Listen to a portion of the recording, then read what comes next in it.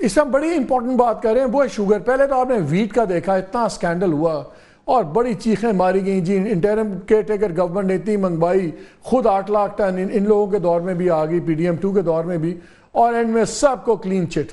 اب بحث چل رہی ہے اس ملک میں شوگر ایکسپورٹ کے بارے میں. اب اس میں فگرز کیا ہیں, آپ نے خبریں سنی ہوں گی, جب شوگر ملز والے کہہ رہے ہیں کہ ہمارے پاس تقریباً 15 لاکھ ٹن ہے, 1.5 ملین ٹنز جو ہمارے پاس ایکسیس ہے اور ہم ایکسپورٹ کر دیتے ہیں, بائی ریٹ بڑا اچھا ہے, فورن ایکسچینج آئے گا, ساؤنڈز گڈ.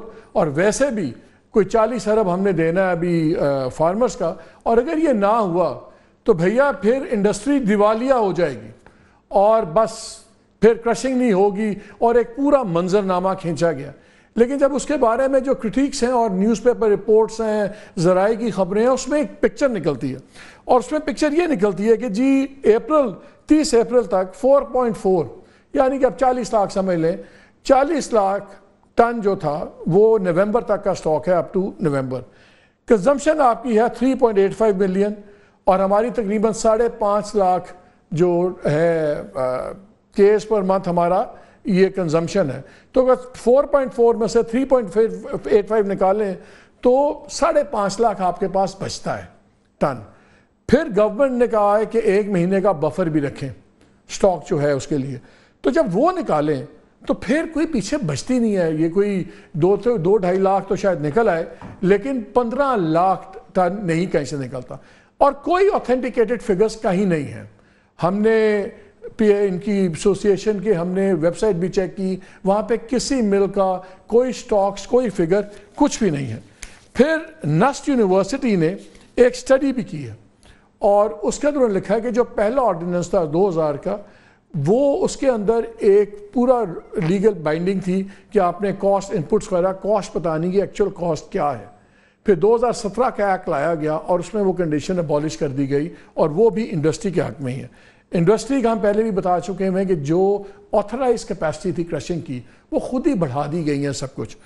کوئی اوتھینٹیکیٹڈ فگر کہیں سے نہیں ملتا. اور ابھی میں آپ سے ایک فگر شیئر کروں گا جو انڈسٹری کے اندر سے ہے, جس کے مطابق وہ کلیم یہ کر رہے ہیں کہ پنجاب کے اندر ہارڈلی 10% ملز ہیں 10% of the total out standing رہ گیا ہوا ہے, اور باقی ملز نے 100% اپنے کلیئر کر دیے ہوئے. تو ایک خوف کا ماحول بنا کے یہ کیا, اور ماضی میں ہوا تھا جب بھی ایکسپورٹ ہوئی اس کے بعد ریٹ بڑھا. پرائم منسٹر نے کہا کہ مجھے گارنٹی دے 140 روپیز پر کلو پہ ہوگا تو نہیں. ابھی ہم دیکھ رہے ہیں کہ جب یہ بحث چل رہی تھی تو ابھی اناؤنسمنٹ ہو رہی تھی, تو اپریل کے آخری ہفتے میں 5 سے لے کے 10 روپے پر کلو ریٹ بڑھ بھی گیا, صرف ان خبروں پہ کہ چینی ایکسپورٹ ہوگی. تو یہ تمام سچویشن ہے. لیٹس سی, رانا صاحب آپ سے بھی شروع کرتا ہوں, پھر ہمیں چیئرمین عاصم غنی نے بھی جوائن کیا ہوا ہے, بیکاز آپ ان کانورسیشنز کا پارٹ رہے ہیں جو نیگوسیشنز چل رہی تھی. جی بالکل. یہ فگرز کتنے ڈیپینڈیبل ہیں, کتنے اوتھینٹیکیٹڈ ہیں جب یہ کہتے ہیں کہ ہمارے پاس 15 لاکھ ٹن پڑا ہوا ہے, بیکاز اس پہ ہی سوال اٹھ رہا ہے. دیکھیں, سب سے پہلے تو national ministry of national food security کے نمبر اور ان کے نمبرز میں تھوڑا فرق ہے, اور بالکل گورنمنٹ نے ہدایت دی ہے کہ آپ مل کے بیٹھ جائیں اور ان نمبرز کو جو ہے آپ ایک دوسرے کے ساتھ بیٹھ کے اس کو فگر آؤٹ کر لیں کہ کس کے نمبر ٹھیک ہیں اور کیا حقائق ہیں. ایک تو یہ ہو گیا. دیکھیں, اگر ہمارے پاس ایکسیس شوگر موجود ہے, جو ایکسپورٹیبل سرپلس جس کو آپ کہتے ہیں, اگر وہ موجود ہے تو ان کو اجازت دینے میں کوئی حرج نہیں ہے. اور اس کا انڈر لائن فیکٹر جو پرائم منسٹر شہباز شریف نے کہا ہے, اور یہ فیصلہ کوئی نہیں ہوا کہ ان کو ایکسپورٹ کی اجازت دینی ہے, لیکن وہ یہ ہے کہ اگر یہ 140 ابھی ایکسمل ریٹ ہے, 138 کے قریب ان کا ایکسمل ریٹ چل رہا ہے, اگر یہ 10 روپے کے مارجن سے 8 سے 10 روپے کے مارجن سے اگر یہ ویری کیا, اپورڈ کی میں بات کر رہا ہوں, تو فی الفور جو ہے اگر ایکسپورٹ کی اجازت دی گئی اس کو روک دیا جائے گا, ختم کر دیا جائے گا. ایک تو یہ ہے, اور دوسرا دیکھیں جو ریلیونٹ فورمز ہیں وہ ان کے ساتھ مل کے بیٹھیں اور ڈیسائیڈ کریں. اگر ایکسپورٹیبل سرپلس موجود نہیں ہے, مثال کے طور پہ 1.5 وہ کہہ رہے ہیں سب سے زیادہ سٹاکس جہانگیر ترین گروپ کے پاس ہیں اور شریف فیملی کے لوگوں کے ہیں. دیکھیں, جس کے بھی ہوں, دیٹ ڈزنٹ میٹر. بات نہیں, دیکھیں بات یہ ہے کہ ملک کے اندر جو پرائسنگ ہے شوگر کی وہ جو ہے وہ اوپر. دیکھیں, پھر ایک اور فیکٹر ہے کہ جب اس طرح کی, میں نے سوال یہ کیا تھا کہ فگرز اوتھینٹیکیٹ کیسے ہوں گے. دیکھیں یہ تو مل کے بیٹھ کے اس کو کوریلیٹ کریں گے دونوں جو فگرز ہیں, یہ پی ایس ایم اے اور منسٹری آف فوڈ سیکیورٹی اپنے فگرز پہ سٹینڈ کر رہی ہے کہ پچھلا جو میرے خیال سے سال جو سپل اوور تھا وہ 8 لاکھ کچھ ہزار ٹن تھا, اور اتنا ہی وہ ریٹین کرنا چاہتے ہیں, اور اگر وہ اتنا ریٹین کریں تو ان کے مطابق exportable surplus. Let's come to you, یہ بتائیں آپ کے فگرز کی اوتھینٹیکیشن کوئی نہیں ہے, کوئی نہیں مان رہا. منسٹری آف کامرس والوں سے ہم بات کرتے ہیں, وہ نہیں مانتے. انڈسٹری آپ کے اپنے لوگ انسائڈرز جو ہمیں ڈیٹیلز بھیجتے ہیں, اور یہ چارٹس اور پورے کس کے پاس کتنے پڑے ہوئے ہیں, کون سی مل کس کی ہے, سب کچھ ہے. فگرز تو پہلے بتائیں, ہاؤ ڈو یو پروو کہ واقعی 1.5 ملین ٹن پڑا ہوا ہے؟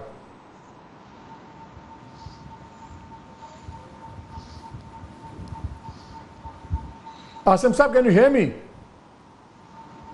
یس I can hear you sir. سب سے پہلے بڑی امپورٹنٹ بات ہے جو میں آپ کو بتانا چاہوں گا مالک صاحب, جس میں میری آپ سے گوش گزاری ہوگی اور ریکویسٹ ہوگی کہ مجھے 2 منٹ تحمل مزاجی سے اگر آپ سن پائیں گے تو میں آپ کی ساری چیزیں جو بھی آپ کی کوئریز.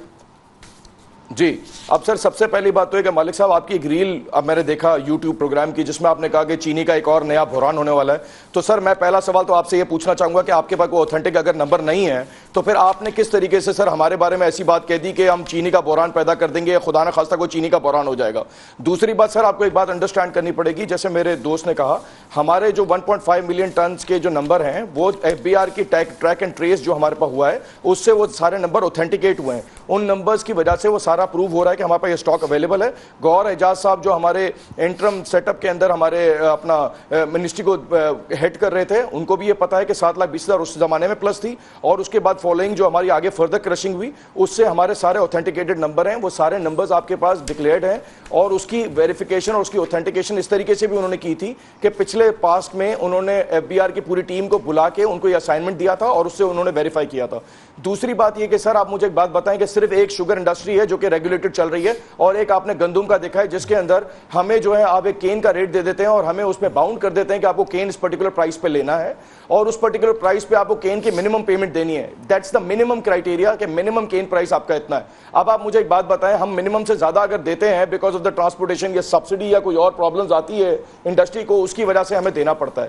سر دوسری بات آپ کو ایک اور بات انڈرسٹینڈ کرنی پڑے گی کہ اگر آپ ایک چیز کو ریگولیٹ کر رہے ہیں اور اس کو آپ کہتے ہیں اب ہمارا اگر سرپلس ہے اور ہماری اگر کاسٹنگ ہائر سائڈ پہ آئی ہے تو گورنمنٹ کو اس کی رسپانسبلٹی لینی چاہیے, بیکاز اگر ہماری کاسٹنگ جو آ رہی ہے وہ 158 روپیز کی اس وقت آ رہی ہے, اور 158 روپے کی کاسٹنگ کے اندر ہم کیسے اس چینی کو 130-32 روپے میں بیچ رہے ہیں یہ آپ کو اندازہ نہیں ہے.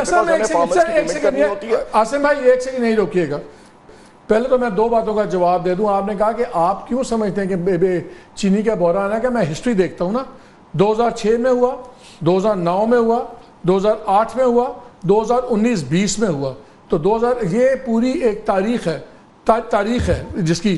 اور جہاں تک آپ نے بات کی کاسٹنگ پہ آ جاؤ, اس میں میں نے نسٹ یونیورسٹی کی اسٹڈی اس لیے کہی تھی کہ جب آپ کا یہ sugar industry cost accounting records order تھا 2001 کا, اس میں آپ کو ریکوائرڈ تھا کہ مینٹین کریں کاسٹ اکاؤنٹس اس طریقے سے کہ پاسبل ہو جائے کہ آپ کی ایکچوئل کاسٹ کیا ہے کیلکولیٹ ہو جائے, production and cost of sales of sugar separately.